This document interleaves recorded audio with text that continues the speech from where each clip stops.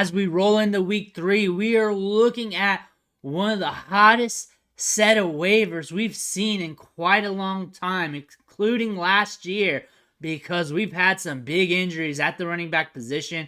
We've had some running backs exceed expectations. We've had some running backs who've been running good that you guys didn't pick up last week. We've also had some good wide receivers. But today we're looking at 10 running backs who are skyrocketing on waivers that you need to look at. And there's some other guys that we're not going to talk about today, but there will be plenty of more videos coming out this week covering these players doing deep dives. And that's why you need to hit that subscribe button right now, because we're doing deep dives on all these players, covering the advanced metrics, hard to find stats, helping you with these pickups, helping you with these trades, and helping you set these lineups. And we're doing it all year long. We do it in the off season too for Dynasty, NFL Draft, and everything else. Click that button, stop missing out. But here are 10 running backs that we're looking at on waivers right now who are skyrocketing up the board. And the first one's Kyron Williams. Everyone's looking at Kyron Williams right now wondering, man, I should have picked him up last week, because he's still available in a lot of leagues. There's some leagues where he got picked up, and that's mainly due to me shooting all these YouTube videos about him this last year and a half. I wasn't too huge of him as a prospect coming out for the draft, but real knows real. When a running back's running a lot of routes and he's really good in the passing game, he's going to be getting a lot of opportunity, and we're seeing that this year. Cam Akers, healthy scratch, possibly getting traded here soon. Trade talks are probably going on right now as I shoot this video. 82.8% opportunity share last week. That's huge. Was productive against the 49ers. Who does that? Who does that? And we're seeing him used heavily in the passing game with almost a 20% target share. That's good for your standard wide receiver. And Kyron Williams is just getting it done. RB2 over 2 weeks, 45.2 PPR fantasy points right now in those two performances in weeks 1 and 2 together. And these game scripts was not optimal for him, and he was sharing the backfield in week 1, but Cam Akers wasn't getting it done, and he earned the job. He is the RB1 for the Rams. The Rams are running 80 plays per game, fast-paced offense. They're throwing it all over the yard. They're trying to move the football, and they're succeeding in some aspects. They had a tough matchup last week, and what is Kyron Williams going to look like in good game scripts? What is he going to look like when the Rams have the lead? What is he going to look like when the Rams can really run the football? There's a lot of upside here. There's a lot to like about Kyron Williams because he's being used in the passing game. He's getting checkdowns. He's getting opportunities. He's running routes. A lot of good things to look at with Kyron Williams. He's free off the waiver wire. He's just a guy you pick up. You play him by ear from week to week. But with this much of workload, you're looking at him. You can't help but to not look at him. Next, Jerome Ford. He is now the starter for the Browns. He is the incumbent. Nick Chubb is out. He's injured. He's done for the year. We did a whole video on that today, and it's sad to see about Nick Chubb.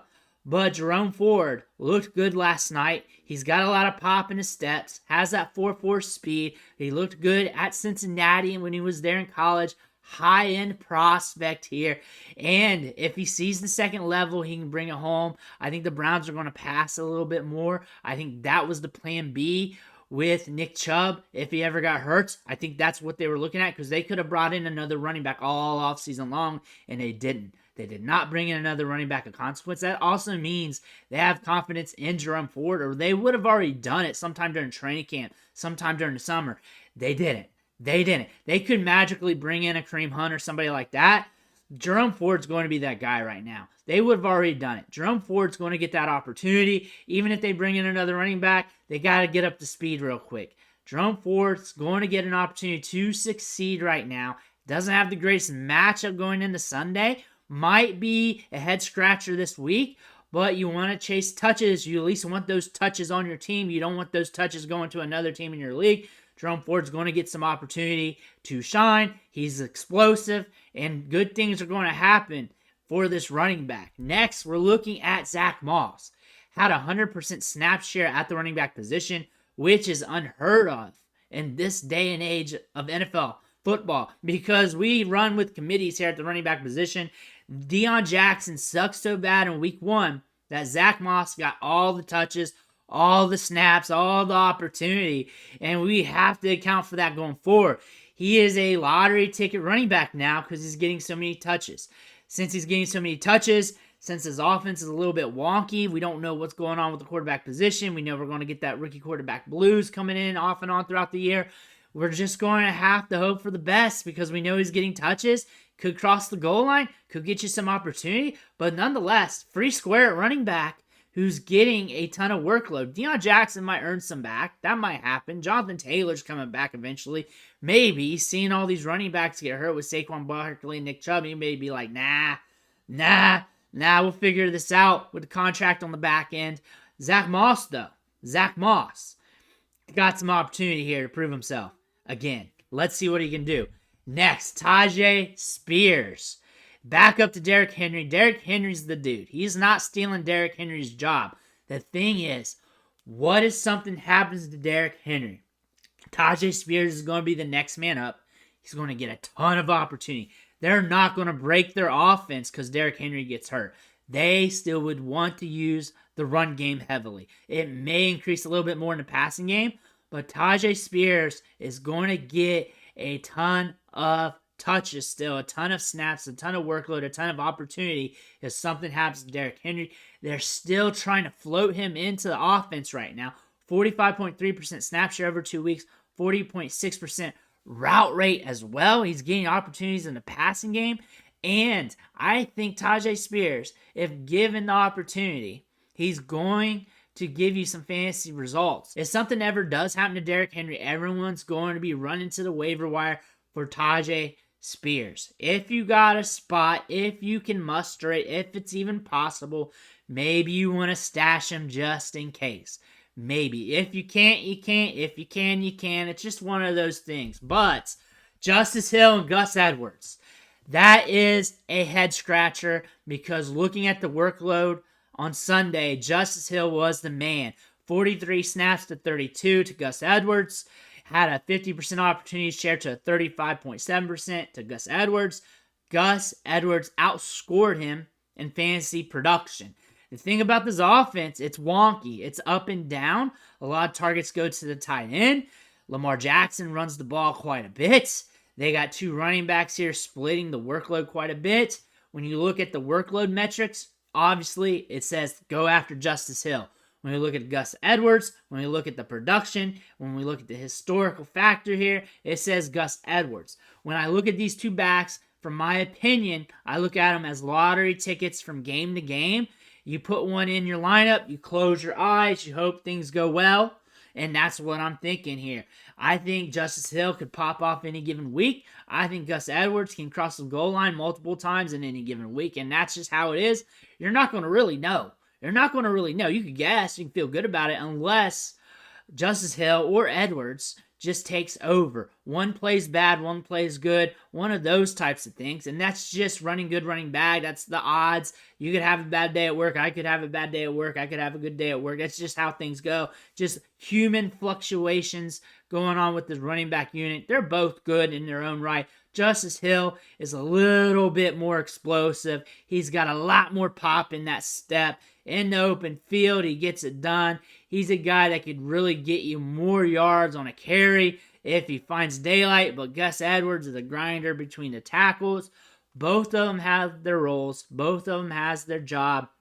But if you're pegging one for fantasy, it's going to be a gamble week to week. Justice Hill has more upside with the workload metrics, but Gus Edwards is already getting some fantasy production. Next, Joshua Kelly fell on his face this week. We talked about this game script, though. We said it was kind of wonky. We said it could go all over the place. It surely did with the Titans beating the Chargers. That was in the cards. But the one thing about this is, part of it is if he did fall on his face, you can catch him for cheaper this week. That was one thing we were looking at. And there's a chance he gets returned back to the waiver wire due to this performance. Remember, Jamal Williams, I got it noted down there, 45 yards on 18 carries against Tennessee Titans. So that's something you want to note going forward with running backs playing the Titans, with the Chargers being able to push the pace the way that they do. That's really a statement to the Titans saying how good they are at stopping the run, slowing things down, and holding teams at bay. And that could be a trend we see going forward. But with Joshua Kelly here, we saw it in week 1. He can get volume, he can get opportunity. Eckler's still dealing with that ankle injury. We don't know if he's going to be in or out. But this is a player, you may want nonetheless, because he's going to be one of the top handcuffs in the league. He's going to be getting opportunity. Eckler might not be back this week, and if he does, what's the workload going to look like? Is he going to be getting a full workload off the rip? Or are they going to split it off and on throughout the year too? Because they do want Eckler good to go at the end of the season when it comes time for the playoffs. And they want to have a pitch count. They want to have him saved. Joshua Kelly is good enough to get some touches here and there like we saw in week 1 because they already established that. Next, we're looking at Sean Tucker here because we're chasing a diamond in the rough. But if you've been paying attention to this channel all offseason long, Sean Tucker is a very, very good running back prospect who unfortunately fell out of the draft due to a heart condition. Things are on the up and up, and he has been climbing the depth chart all offseason long. Chase Edmonds got injured in this game. He's going to be out for a few weeks. He had a 25% opportunity share. He's the handcuff, the Rachaad White. Tucker could be getting some opportunities sometime down the line this season. I wouldn't be picking him up unless I had the spot for him, but he needs to be on your mind. You need to be looking at him. You need to be thinking about him. You need to be thinking, what if something happened to Rachaad White? Because Sean Tucker isn't just your jabroni RB2 on this team. He's a guy who's one of the top running backs in all of college football over the last few years. Very explosive, very good in the passing game too. Good ADOT coming out of college. He was one of the most productive running backs in the 2023 NFL draft. Probably would have been drafted around 2, 3, 4, somewhere in that range. And you guys probably would have been drafting him in the middle rounds of fantasy drafts this year if he didn't have the heart condition. If he didn't have that, we'd be talking about him differently. But now he had a road to get back up to where he is. He's already surmounting the odds. The fact that he's already on the field doing some things. He's ahead of schedule for a rookie running back or any rookie who went undrafted. So good things are coming out of Sean Tucker right now. Pay attention to him. I'm not saying get him. Pay attention to him. If you're in a deeper league or if you want to stash, this might be your dude. Next is Matt Breida. Saquon Barkley's hurt. He's going to be out for some time. Matt Breida is the next man up. He's going to be getting some touches. Got a rough matchup coming up, but that doesn't mean he can't do some things. Honestly, I'm watching Eric Gray on this team. I did a whole video on him yesterday on Breida. And the one thing I pointed out is I'm watching Gray. I'm watching other running backs. I think this is going to be a committee. But if you need to pick up a running back, if you need touches, Breida's going to get some touches. He's going to get some opportunity. He's going to get some looks. Is that going to turn into something? More than likely not. He's not going to turn into one of the best running backs in the league. He's not got that kind of upside. But maybe you can fall into something if he gets the workload, a couple carries go the right way, catches a couple balls, that and this, tit for tat fantasy production. Next is Shawn Johnson, though. If he stumbled into the role Matt Breida did, look out. And if that ever happens, you want him on your team, and he's getting opportunity too. In his first couple games here, 45.1% snap share, 35.3% opportunity share. That's huge. That's huge for a rookie running back. Usually it takes some time for them to start getting opportunity, work in the run game and in the pass game. The game scripts are weird here with the Bears. That's not a surprise considering the quarterback situation, the flow of the offense, and everything else. Shawn Johnson, though, good size adjusted athleticism, tremendous balance, good footwork, can really hammer it between the tackles. He can be the long-term RB1 for this team. I think he's forecasted for that. We also got Khalil Herbert there, stealing a lot of load. But he's had his moments where he's been injured throughout his career as well, especially last season. Look at Shawn Johnson. Pay attention to him. He should be rostered, really, but he is floating on waivers in a lot of leagues. Next, we're looking at Craig Reynolds. And the thing about him is if David Montgomery is out, he's dealing with a knick-knack injury. That could be day-to-day, week-to-week. Got to pay attention to that. See if he plays this Sunday against the Falcons. But Reynolds, when given an opportunity, he's shown that he can be somewhat productive. He's had a few games in his career where he's had some moments. He can be a force between the tackles. They like to use the running backs. Jahmyr Gibbs, big boost up, right? Big boost up. We're all on to the moon with that if Montgomery's out. However, ancillary touches are going to Reynolds, and more of those ancillary touches seem to flow in this backfield in this Detroit Lions offense. So something like this, if either Gibbs or Montgomery's out, you still may want to look at Reynolds here. But you want to pay attention to what's going on with David Montgomery this week. Reynolds could give you some production if you're hurting, if you need touches from a running back, this could be your guy. This could be a gamble for you this week. Something you want to shine a light on, but something you don't want to get married to either. It's just if you're hurting and you need a back to throw in that lineup. But those are 10 running backs we're looking at today. We're seeing if we can capitalize on any upside whatsoever. We're trying to get those stashes. We're trying to get the next man up on some of these depth charts and try to do the thing with their fantasy teams. Make sure you hit that subscribe button on the way out. Make sure you drop your comments below with any questions you got. I want to thank you for watching. Catch you on the next video.